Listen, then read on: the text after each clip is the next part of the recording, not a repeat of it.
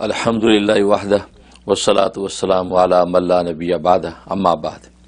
آج ہم گفتگو کریں گے سورہ قصص پر۔ سورہ قصص جی، یہ تدوینی اعتبار سے 28ویں نمبر کی صورت ہے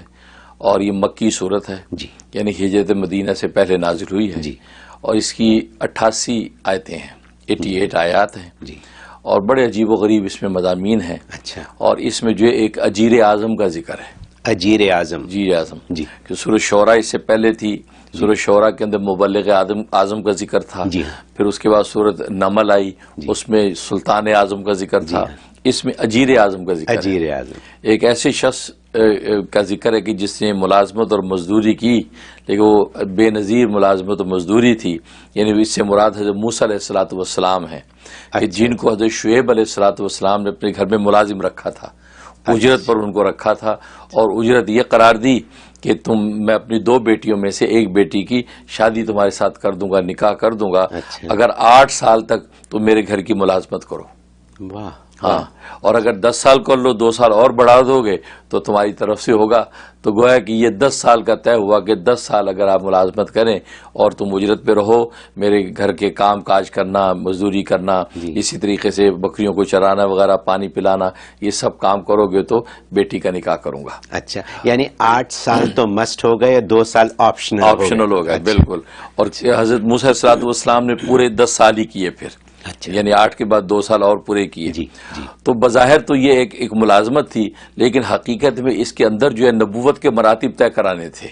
اچھا، ہوا یہ کہ موسیٰ علیہ الصلوۃ والسلام بچپن سے لے کے جوانی تک یہ فرعون کے محل کے اندر پلے بڑے ہیں جی جی جی، اور شہزادوں کی طرح زندگی گزاری جی، یہاں تک کہ اہل فرعون جو ہے وہ ان کو فرعون کا بیٹا سمجھتے تھے جی، کیونکہ بیٹا ہی بنا رکھا تھا، تو وہی زرق برق لباسوں میں وہی شہزادگی اور شان میں گزاری جی۔ لیکن کوئی ایسا کوئی مومن صادق ان کے دائیں بائیں نہیں تھا کہ جس کی صحبت کا اثر حضرت موسیٰ علیہ الصلوۃ والسلام لیتے جی۔ تو جسمانیت کی ساری تربیتیں تو دیکھیں، لیکن روحانیت کے مراتب کی طرف توجہ کے لیے صحبت چاہیے تھی۔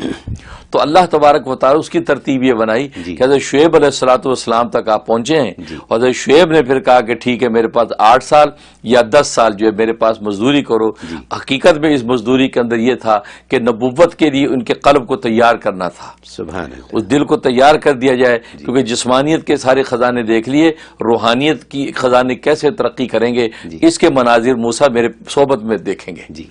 تو ان کو اجرت پہ رکھا اور 10 سال انہوں نے گزارے، اور آپ کا قلب صافی جو ہے اس کے اندر پھر وہ استعداد پیدا ہو گئی کہ اس میں نبوت کا چراغ جل سکتا ہے جی۔ وہ ہوا کہ اس کے بعد جب نکاح ہو گیا، نکاح کے بعد جو رخصت ہوئے ہیں تو کوہ طور پہ پہنچے ہیں، وہاں ان کو آگ نظر آئی، روشنی نظر آئی، تو گھر والوں کو کہا آپ ٹھہریے، کیونکہ وہ حاملہ تھیں، کہا کہ میں دیکھتا ہوں کوئی آگ ہوگی۔ تو وہاں جب پہنچے تو اللہ نے کہہ دیا انا رب العالمین، میں تیرا رب ہوں، اپنی ربوبیت کا اعلان کر دیا اور فرما دیا کہ میں نے تجھے جو ہے اپنے مرسلین یعنی جلیل القدر رسولوں میں سے چن لیا ہے، تو وہاں آپ کو نبوت ملی۔ تو گویا کہ وہ جو اجرت تھی وہ عام اجروں تو جیسی اجرت نہیں تھی، اس کے اندر تو نبوت چھپی ہوئی تھی جی۔ اس لیے میں کہتا ہوں کہ یہ اجیر اعظم تھے، کہ ایسا اجیر کائنات انسانی میں ملے گا نہیں کہ جو بظاہر مزدوری کر رہا ہے لیکن حقیقت میں وہ نبوت کے موتی سمیٹ رہا ہے جی۔ اجیر کا مطلب ہوا کام کرنے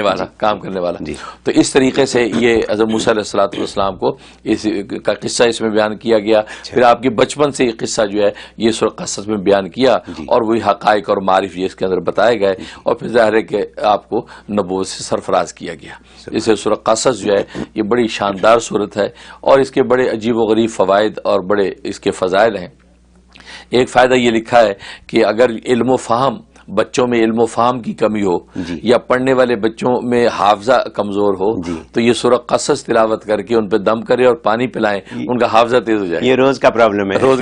ہے، ہر گھر کے اندر جو ہے ماں باپ چاہتے ہیں کہ بچوں کے اندر فہم پیدا ہو جائے اور بچے کا حافظہ مضبوط ہو جائے۔ اور دوسرا فائدہ یہ کہ اگر جو ہے عدالت میں کوئی مقدمہ اس کا چل رہا ہے اور یہ پیشی کے لیے جاتا ہے، تو اور اس کو خطرہ ہے کہ حق پہ میں ہوں لیکن سامنے والے کے گواہ بڑے تیز ہیں، وکیل بڑا مضبوط ہے، ہو سکتا ہے جج میرے خلاف فیصلہ کر دے، تو ایسے اندیشے اگر پیدا ہو جائیں تو سورہ قصص جو ہے وہ اس کی 3 مرتبہ تلاوت کر کے اللہ سے دعا خیر کر کے جائیں تو اللہ تبارک و تعالیٰ اس کے حق میں فیصلہ فرما دے۔ کیا بات ہے، واہ، بہت زبردست اس کے اندر، بہت زبردست بات، اور آج کی دنیا کے اندر بہت ضرورت ہے ہمارے لوگوں کو جی۔ تو یہ فائدہ، اور ایک فائدہ یہ ہے کہ اگر کسی کو پیٹ کی بیماری ہے،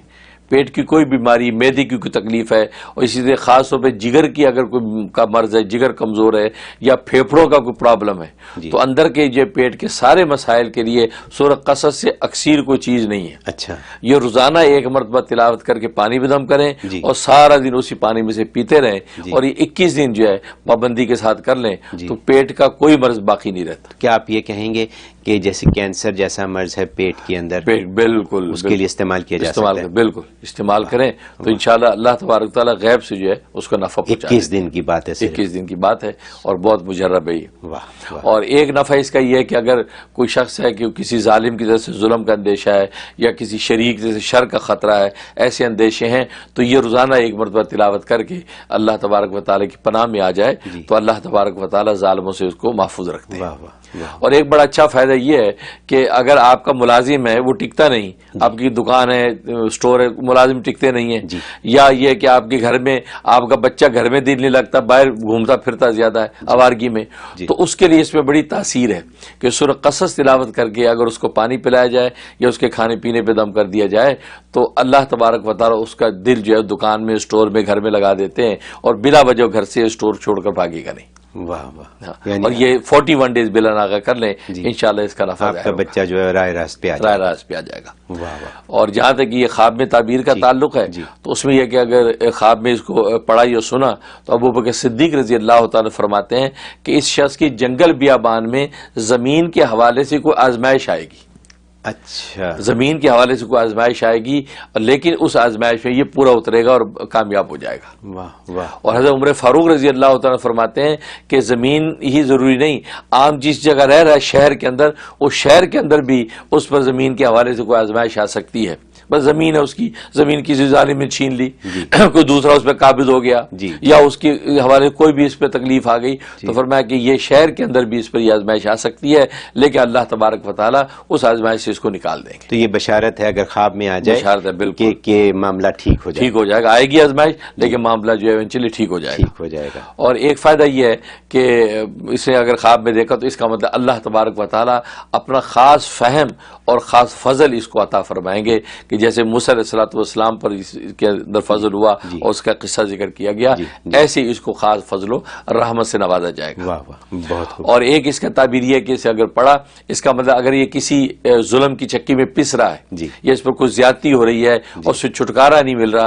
اور اس نے خواب میں یہ دیکھ لیا، اس کا مطلب اللہ تبارک و تعالیٰ کی طرف سے بشارت ہے کہ اس کو اس مصیبت سے نجات ہو جائے گی اور خلاصی ہو جائے گی، اور انشاءاللہ اس کے لیے راحت اور کامیابی کا فیصلہ. سبحان اللہ. واہ. ویڈیو کے نیچے سبسکرائب کے بٹن پہ کلک کریں، بیل کے آئیکن پہ کلک کیجئے تاکہ ہر نئی ویڈیو کی نوٹیفیکیشن آپ کو مل جائے.